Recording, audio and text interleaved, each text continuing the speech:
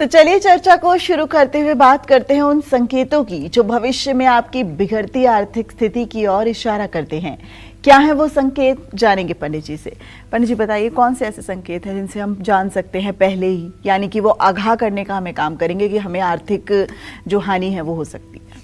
देखो दिव्या, दो बातें हैं। एक तो ये है,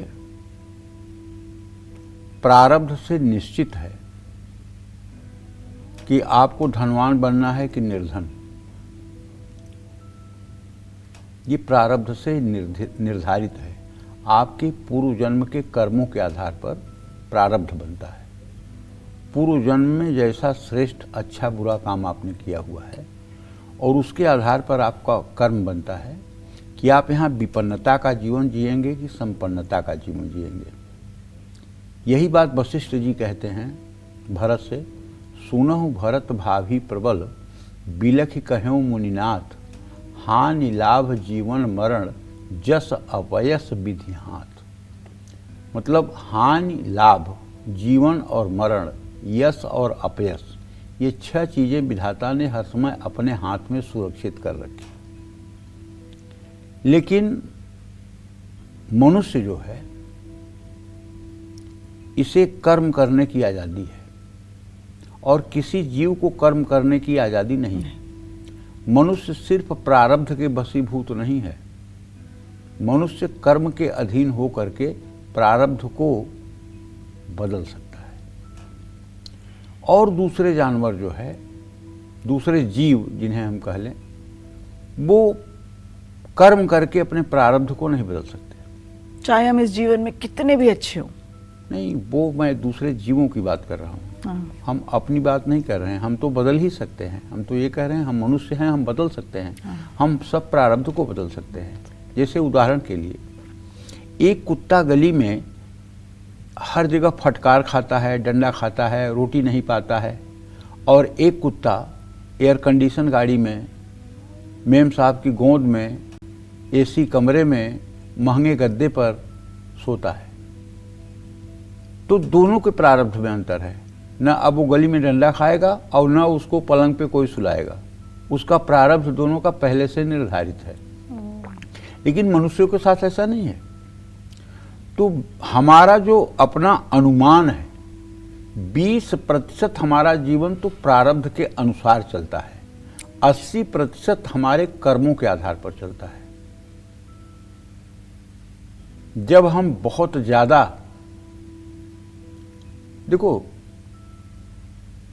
लोग कहते हैं कि महाभारत का युद्ध इसलिए हुआ कि द्रौपदी का अपमान हुआ था सभा में, द्रौपदी का चीरहरण हुआ था, इसलिए मतलब कि महाभारत युद्ध की नींव पड़ी।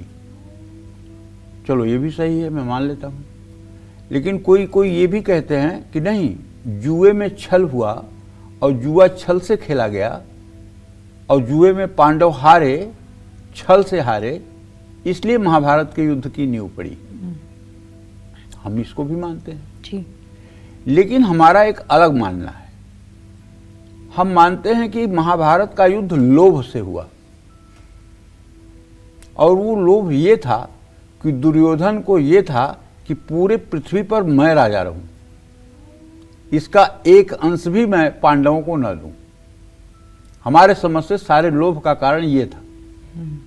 अगर सारे लोभ का कारण ये न होता तो भगवान कृष्ण जब दुर्योधन को समझाने गए कि भाई न्याय करो तो आधा दो, इसमें भी ये कुछ बाधा हो तो दे दो, केवल 5 गांव रखो अपनी धरती तमाम, हम उसी में सुख से खाएंगे, परिजन पर अन्न उठाएंगे। वह भी दुर्योधन दे न सका, उल्टा वह भी दुर्योधन दे न सका, आशीष जगत की ले न सका, उल्टा हरि को बांधने चला, जो था असाध्य साधने चला। दुर्योधन ने 5 गांव देने की भी बात नहीं मानी। ये क्या है? लोभ है ना। जैसे बंदर जो है वो कब फंसता है, बंदरों को पकड़ने के लिए पहले मदारी जो है एक मिट्टी के बर्तन में, मिट्टी के छोटे से सुराही नुमा बर्तन में मखाने के लावे भर देते थे, और बंदर जब देखता था तो जा कर के उसमें हाथ डाल देता था, और हाथ डाल करके जब मुट्ठी बंद कर लेता था तो मुट्ठी नहीं निकलती थी, तो बंदर उसको छोड़ता नहीं था, बल्कि मदारी आकर बंदर के गले में रस्सी बांध के पकड़ लेता था, क्योंकि बंदर अपनी मुट्ठी अगर बांध लिया तो खोलता नहीं है, पकड़ा भले जाए। तो उसी तरह से दुर्योधन को लोभ हो गया था संपूर्ण पृथ्वी का लोभ हो गया था। और मैं मानता हूँ, वैसे मैं उन बातों को भी मानता हूँ कि द्रौपदी का अपमान या जुए में छल, इन सब बातों को मैं नकार नहीं रहा हूँ, क्योंकि शास्त्र कहते हैं तो मैं क्यों नकारूंगा, मैं कौन होता हूँ नकारने वाला। लेकिन मेरी मान्यता है कि इसमें लोभ सबसे बड़ा कारण रहा है। अगर शायद दुर्योधन मान जाता भगवान कृष्ण की बातों को तो युद्ध रुक सकता था। तो लोभ जो है ये हमें पतन के गर्त में गिराता है। हमारे दरिद्रता और गरीबी का कारण लोभ भी होता है, ठीक है ना।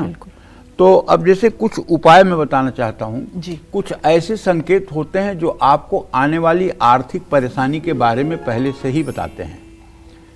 पहले मैं उन संकेतों के बारे में आपको बताता हूँ कि किन ग्रहों के कारण आप पैसों की बर्बादी कर रहे हैं या बचत नहीं कर पा रहे हैं, और उसके बाद मैं आपको उन ग्रहों से जुड़े बहुत ही आसान उपाय भी बताऊंगा।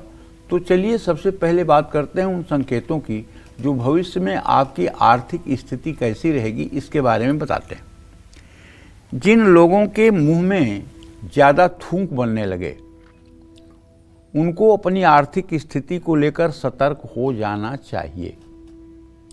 जिन लोगों के घर में पालतू जानवर बार बार बीमार पड़ने लगें या मरने लगें तो उनको आने वाले समय में पैसों को लेकर परेशानी का सामना करना पड़ सकता है। आपका दिया दान अगर कोई लेने से मना कर रहा है तो समझ लीजिए कि ये आर्थिक लिहाज से आपके लिए अशुभ संकेत है। जय मां विंध्यवासिनी।